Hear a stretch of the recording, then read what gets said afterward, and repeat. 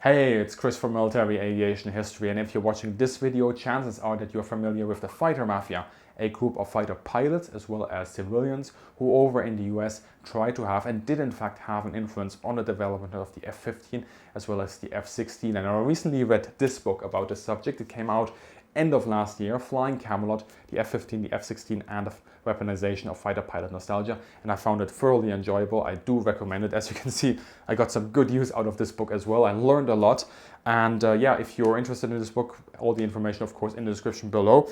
But I thought, you know what, for the channel, why don't I just reach out directly to the author, Michael Hankins. He's also a curator over at the Smithsonian, and ask him a couple of questions about this. So without further ado, let's cut straight to the interview.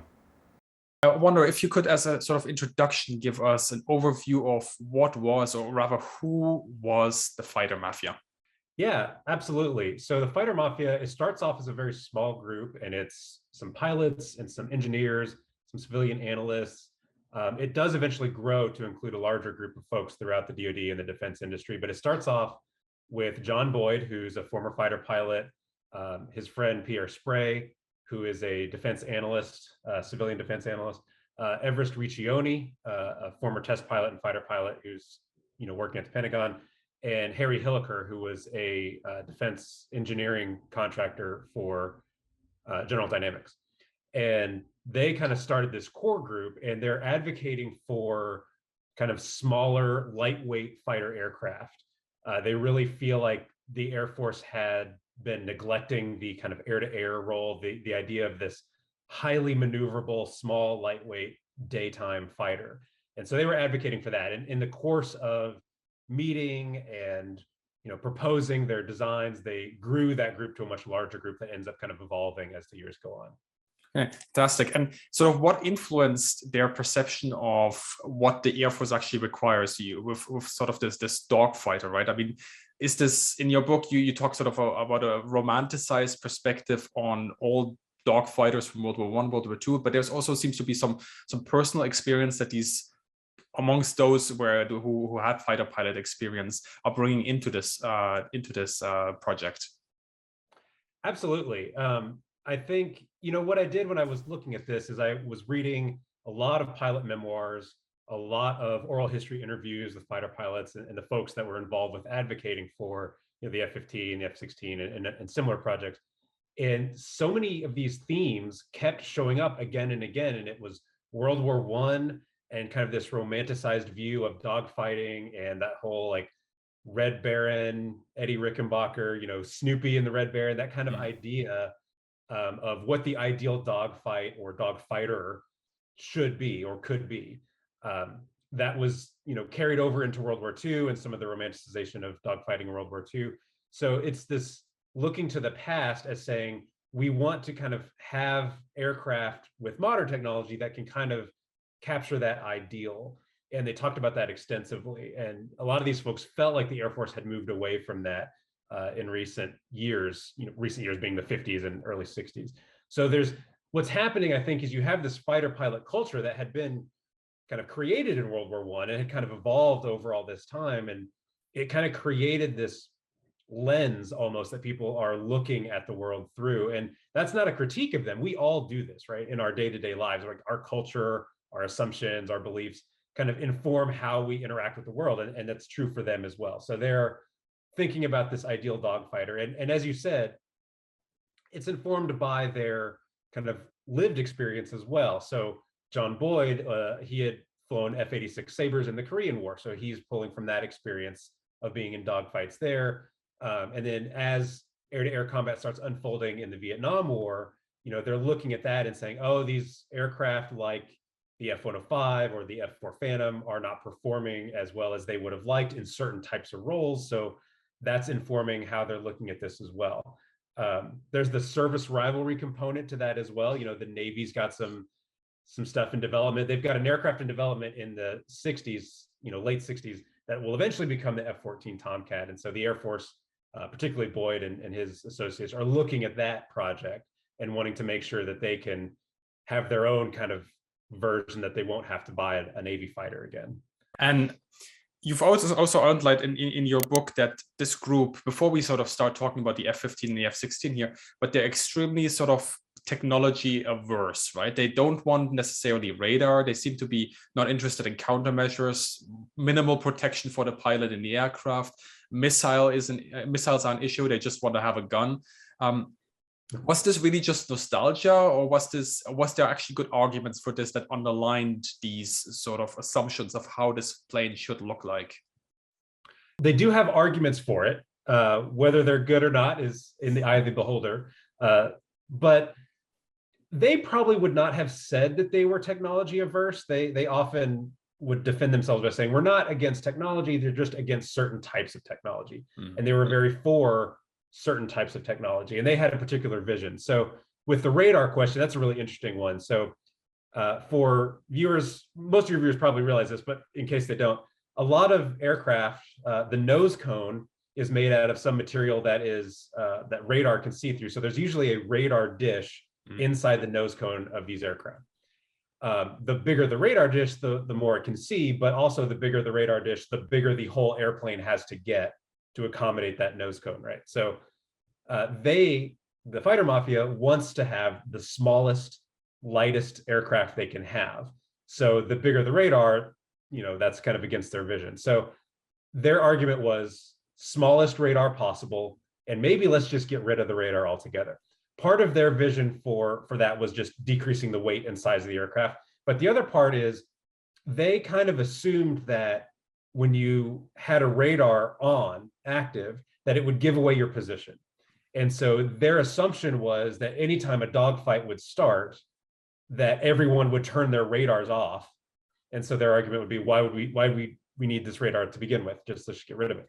Now that doesn't end up happening, right? I mean, that's not how dogfight, tactics kind of evolve. They evolved to incorporate the radar system. So that didn't really show true, but that was their main argument for that.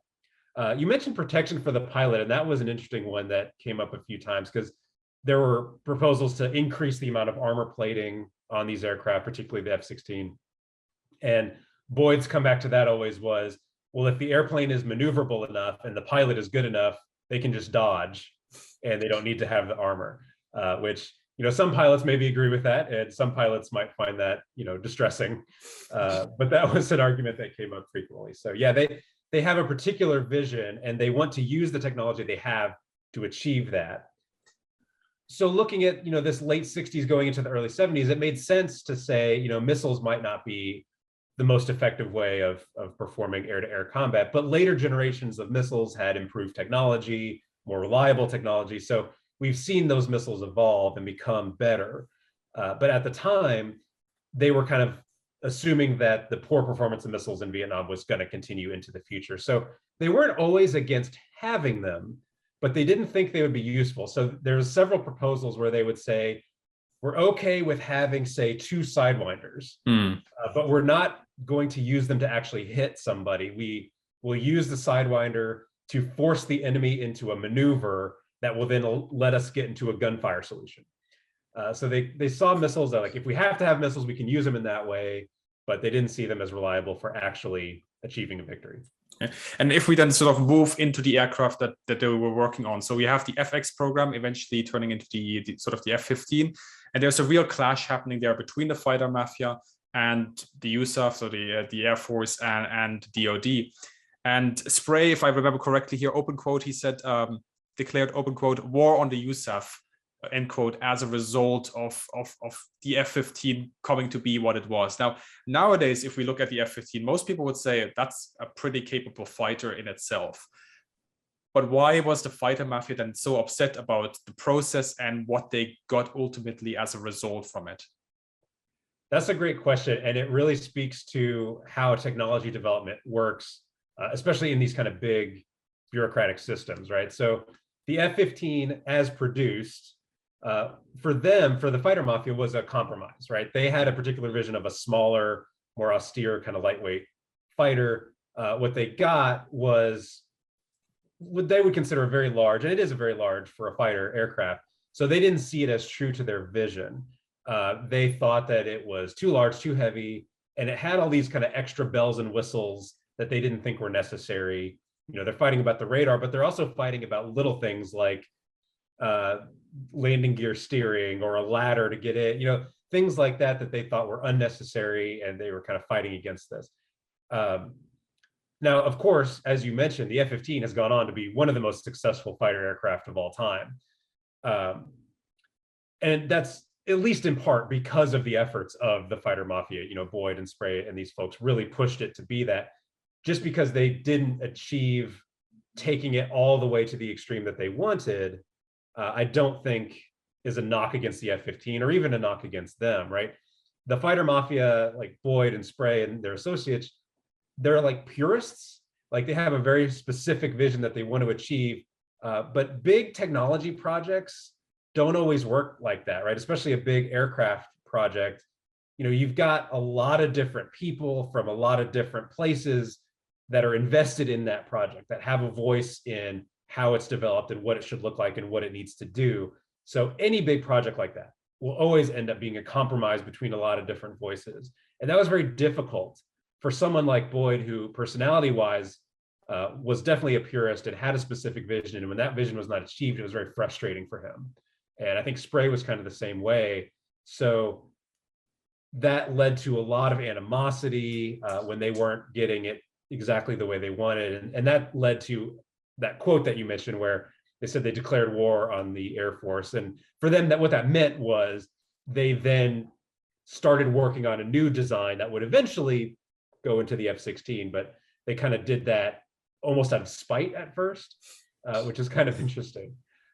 So you did mention, that culture clash that we're seeing there between these kind of two forces. You've got this small group of purists with a specific vision that they want to achieve, and they're pushing against this like large institutional inertia that the big Air Force has.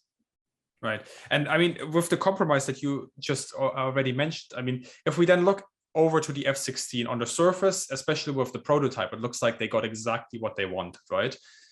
But then that compromise comes into play again, doesn't it? We're sort of trying to get it operational for the Air Force, stuff gets added to it and so on.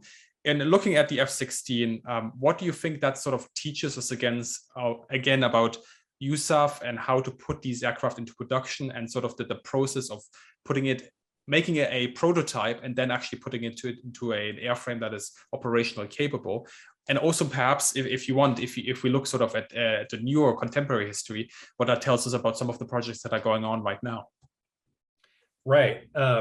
That's a great question. And there's so much to unpack there, because the F-16 development story is so fascinating, because it starts off as kind of an airplane no one was asking for, and they're able to kind of get a requirement for not even an actual fighter program, but they wanted to have, they convinced leadership to go for a technology demonstrator. So they were going to get some lightweight fighter prototypes, not to go into production originally, but to test various technologies on. And then once that was secured, they kind of were able to put some pressure on leadership to eventually turn that into a full-fledged production aircraft.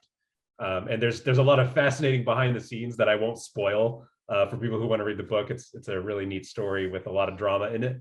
But it speaks to that same idea that happened with the F-15, of this smaller group of kind of activists that have a vision, and they're running up against this kind of bigger Air Force thing. So their vision for the F-16 was this, as small and lightweight as possible, daytime fighter that can be solely designed and optimized for air-to-air combat only. That was their vision, right? And of course, the F-16 doesn't end up getting used for that, right?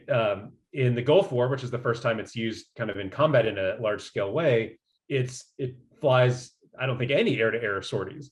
It's almost entirely a ground attack fighter, and it's used in air-to-air combat later, and it has a phenomenal record in that role. But it's just interesting that, they do get what they want with that prototype. The prototype is small, it's sleek, it's lightweight. It kind of is as close to their vision as possible. And then when the Air Force decides to take it into production, they make it a little bit bigger. They make it carry more ground attack ordnance. They make it nuclear capable, right? So they add all these things. They add a bigger radar than they wanted, so part of it is that institutional inertia, but it's also, there's an operational reality to it as well, which is if you have an aircraft that the only thing it can do is air-to-air combat, that's not something that the Air Force is going to see as especially useful, because once you clear the enemy from the skies, then what do you do with that aircraft, right? The main goal of air power is not dogfighting. The main goal of air power is to hit targets and achieve effects, right? So you want to make sure there's no enemy MiGs in the sky to attack you so that you can then attack those targets and achieve those effects on the ground. So having an aircraft that can do both, that can be really effective in air-to-air combat and then be able to perform those ground attack roles effectively also is what the Air Force is looking for and what they want. So that's exactly how the F-16 ends up being used, and it's very effective in that role. But that's, again, for the Fighter Mafia, was a compromise of their vision. Right, and we talked about sort of the interaction between the Fighter Mafia and the USAF, the DoD. I wonder if we move this over now to the public sphere. I saw that the Fighter Mafia was also quite active there and tried to exert sort of pressure in that way. And it reminded me a little bit sort of an interwar period with Billy Mitchell. Then after the Second World War, Strategic Air Command also tried it that way for some years. But how successful in the end was the Fighter Mafia, would you say, in sort of changing the perception of the public and maybe then also influencing the governmental institutions that way? Absolutely. This is one of the most interesting parts of the story, I think, because when the Fighter Mafia got so frustrated with the F-16 production model, they do kind of go public and they become more politically active. They kind of evolve into what's going to become known as the reform movement. And I like that you compared it to the interwar period, because I kind of refer to this kind of post-Vietnam, like basically 75 up to 1991. I think we can call the second interwar period, because it's similar trends, right? There's large changes in technology and doctrine and training practices, just like we saw in the 20s and 30s. We kind of see those same kind of trends happening in the late 70s throughout the 80s. And so with the reform movement, these former Fighter Mafia folks, now the reform movement becoming a broader group, they are pushing for a lot of the same ideas, right? They want technology that is, as they would define it, simpler and cheaper. But they're not only looking at aircraft. So they are very critical of the F-15 still, and somewhat critical of the F-16. But they're also very critical of other programs like the Bradley fighting vehicle, the M1 Abrams tank, things like that, that they thought, were too expensive or too complex. They're frustrated with big nuclear aircraft carriers and submarines. And so there's a lot of debate happening about a lot of different weapon systems throughout that period. Now, they would probably say that they did not feel successful, right? They didn't achieve a lot of their goals during that period. But I think they are successful in a few different ways. The biggest success they had is some legislation that gets passed that reformed the weapons testing procedure.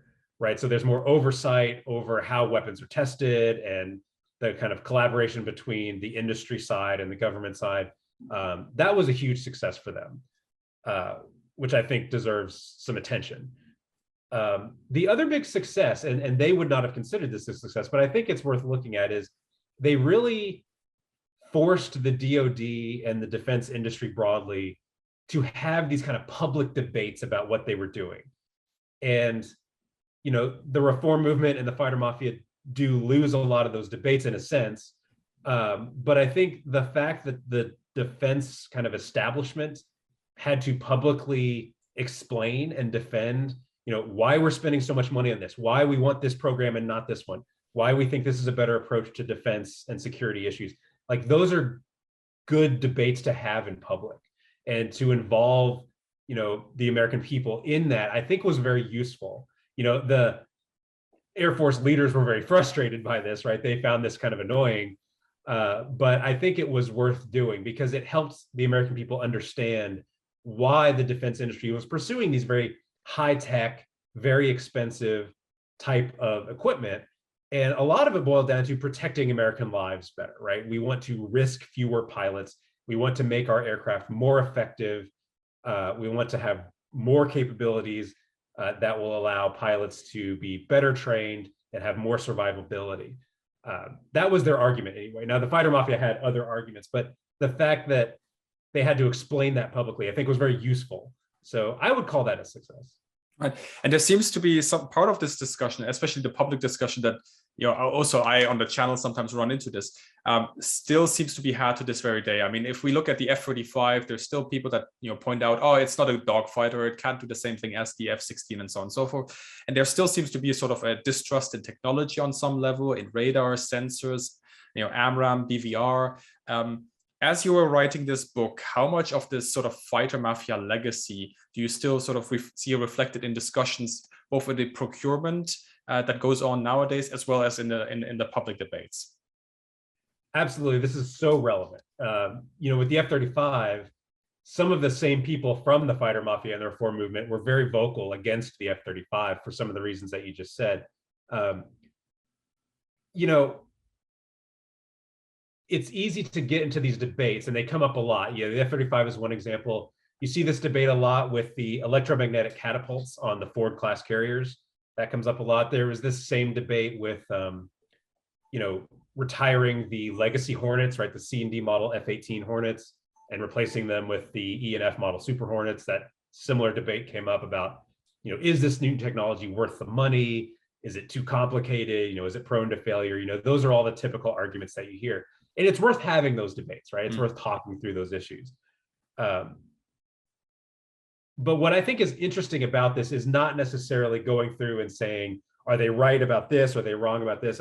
Those are fun conversations to have, right? But what was interesting to me when I was researching this is, looking at why did these arguments, why did the fighter mafia and the reform movement get such a hold on people, right? That there is a small but very devoted following for these groups, for John Boyd and for other folks. And it was just striking to me to look into what is it about this idea that seems to capture so many people. And part of it, I think, comes at this moment, right? It's coming at this late 70s, early 80s. It's coming out of the Vietnam War. There's so much frustration, both in and out of the military, about how that war went. And everybody's having different arguments about what exactly happened and what went wrong and what needs to be done to fix it. But the fighter mafia and the reformers come in with this kind of vision of, we know how to fix the problems in the military, and it's going cheaper and simpler with our technology, right? That's an easy and simple message that captured a lot of people, right? So it's an attractive message in the moment of frustration. So I think that's why that message has so much power. And it does lead to these debates that are worth having. But I'm thinking about, as we come out of this Afghanistan moment, right, as America has ended the Afghanistan war, you're seeing similar trends, I think, in the discussion and some frustration about what happened there. Again, both in and out of the military. So the military and analysts of the military are kind of looking at this moment as, what can we learn from this? What went right, what went wrong? And I would not be surprised if we see these same kind of arguments about technology start to come up again in a moment like this. So I think it still has a lot of relevance for sure. Fantastic. I mean, I would recommend all viewers to of course check out your book, Flying Camelot. But I was gonna wonder, like, what were sort of the articles or perhaps books and podcasts maybe that you could recommend that sort of maybe perhaps even influence part of your work, or that you would say, check that out for the development history of the F-16, maybe the F-15. Is there anything you would give as a recommendation? Absolutely. One of the books I love the most that has a lot to say about the same topic and kind of is a good companion piece to mine is Stephen Fino's Tiger Check. It's about different generations of fighters. So he looks at the F-86 and the F-15 and the F-4. And he's looking more at the pilot and the control system and the relationship between the pilot to different pilot tasks becoming more automated through computerization, and the culture clashes that happens. So that's a fascinating book. It gets really into the details of the technology, but it's still very fun to read. Mm-hmm. So I would highly recommend that one. There's another one that's not necessarily on the topic of modern fighters, but is also this question about pilots, culture, and technology. And that is Timothy Schultz's The Problem with Pilots. This is a really cool book that looks at things like instrument flying, pressurization, kind of an earlier stage of aircraft technology, but also speaks to this idea of the problems of overcoming the limitations of the human body and the culture clashes that happens. So that's a fascinating, for people that are interested in aircraft technology, that's a great book. And if you want to get into Boyd and the reformers and the Fighter Mafia, there's a pretty good sized historiography or literature about him that's growing really, really well right now. So there's a lot out there. If you want to start with a biography, he has 2 biographies. I would look at Grant Hammond's biography, which is called The Mind of War. It's shorter. It's a little bit more scholarly. It's still written by a friend of John Boyd, so it has that very, it kind of presents him as a heroic figure. But it's a good read, and it's a good starting place for getting more into that topic for folks that want to. Fantastic. I'll also put those recommendations in the description below for anybody to check out. Mike, thank you very much. I think you touched on a lot of things here that people are very interested in, learned a lot. And yeah, thank you very much for the chat. My pleasure. Thank you so much for having me. Thank you. So I hope that you enjoyed this, and big thank you once again to Michael Hankins for agreeing to come on the channel and having this chat with me. If you would like to know more, of course, check out his book, Flying Camelot. It is linked in the description below as well. There you can also find a lot of helpful links on the channel, as well as if you want to support the content there, you can do so via Patreon or channel memberships. And as always, let me know what you thought about this episode in the comment section below, whether you learned something new, whether you want to add something. Also, for upcoming videos on the channel, we will have an episode soon on the Messerschmitt Bf 110. As well as that, I'm going to have a look at LO and VLO, so stealth aircraft essentially, and what makes them tick. So as always, stand by for new upcoming content on the channel, and have a great day, and see you in the sky.